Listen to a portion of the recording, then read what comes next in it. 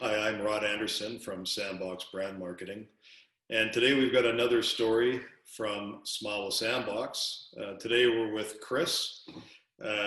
Chris, why don't you tell us a bit about yourself, a bit about your business, and tell us where your company was at coming into the tail end of 2019.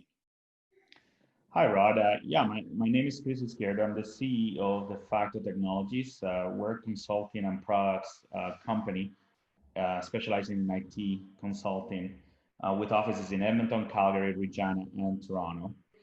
And we've been in business for about 13 years now, started in March 2007, have been one of the growth leaders in Canada and Alberta for the last 13 years. And 20 by to the end of 2019, we had a great year in 2019. Our company, our top line revenue had grown 19 to 20%.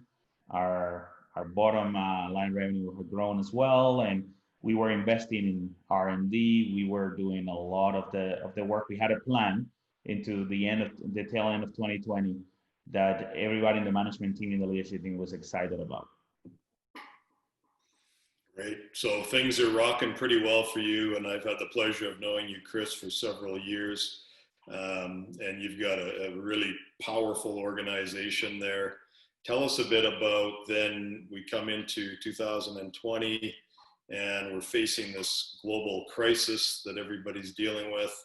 You've got other aspects coming into play with changes in Alberta and the energy sector getting hammered. Tell us a little bit about what you faced then coming into this crisis, and what did that look like for you guys?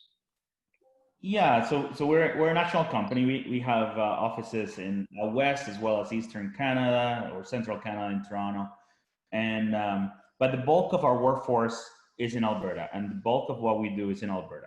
So 2020 starts. We start executing on our platform and on our vision for the year and our strategic plan.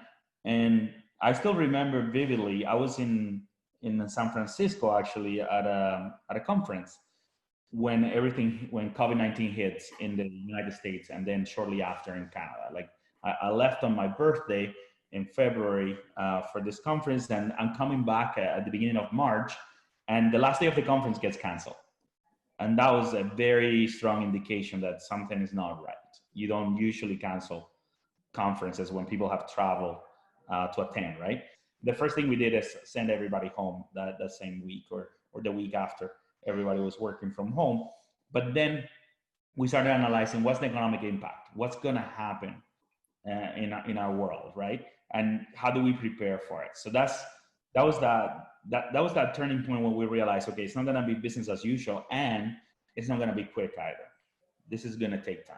So that same week, when I come back from San Francisco, we created a crisis management team, and it is still led by my business partner, David, and that team was responsible for what's the strategy to navigate us through this crisis. How are we going to communicate to our workforce?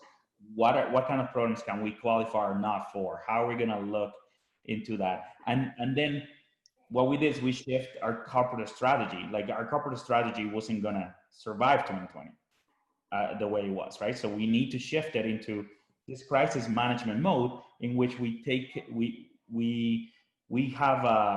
broke it down into two sides, defense and offense. And in terms of defense, cash preservation as well as other measures were taken initially. In terms of offense, it's like what kind of products, what kind of service lines not only will survive the crisis, but will thrive in this crisis, right? And what are we gonna do in terms of enabling those, and maybe at the expense of the other ones that might not survive, right? There was two sides to it, right? There's the financial impact, the one that we have to consider in terms of continue to have revenue, have profits, and be a viable company. But there's the other impact, the human impact. Are employees healthy? How are they handling this crisis? It's challenging for everybody. You're working from home, your spouse might be laid off, your kids are homeschooled. So, and interestingly, because we're national, every province was moving at a different pace. and had different challenges that we have to account for. Tell us a bit about where you feel we're at right now. But we started seeing as of late May, early June, is companies starting to invest in technology, right? And technology can be a great equalizer for you. Like you have companies that had to go online, but they didn't have an online presence, so we could help them with that. But that thought process was not happening in March. That wasn't happening in early April, right? It's happening now. Like I think people came to, or companies came to grips with the reality and understand that this is not gonna be that quick. This is not gonna be 2-3 months and we're gonna be out of the woods. It's gonna continue for a fair bit of time. So now we're starting to see that reopening. We're starting to see a lot of opportunities present ourselves. And one of the things that I found interesting is that the sales cycles have shortened, because you either need something or you don't. And if you don't, you're not talking about it, right? And if you do, you need it now. So you're coming to me because you have a need, and you're coming to my competitors as well. And we're having a quick competition to see who gets that service. But that competition is happening in a matter of weeks, maybe 1 or 2 weeks versus a matter of months in the past, right? Like, wow, okay. So that is a positive in terms of the speed of business. Is accelerating in that sense, even if the magnitude is not there. Like we don't have as much work as we did prior to COVID-19. Wow, interesting. Tell us, Chris, as you look at your company today, and I had somebody else say that it was something like 3 weeks in COVID is 3 months in a regular environment. So things are moving quickly, as you say. How do you feel your company, or do you feel your company is better today than it was, say, at the tail end of 2019? Yeah, I mean, we're fortunate in the sense that we're in the digital economy. And if you look at, like to quote the CEO of Microsoft, we've seen digital transformation accelerate. So we've seen in a matter of a month what would have taken 18 months during normal times, right? So for our company, that's important because that's the role that we play. We help you transform from a digital point of view your enterprise.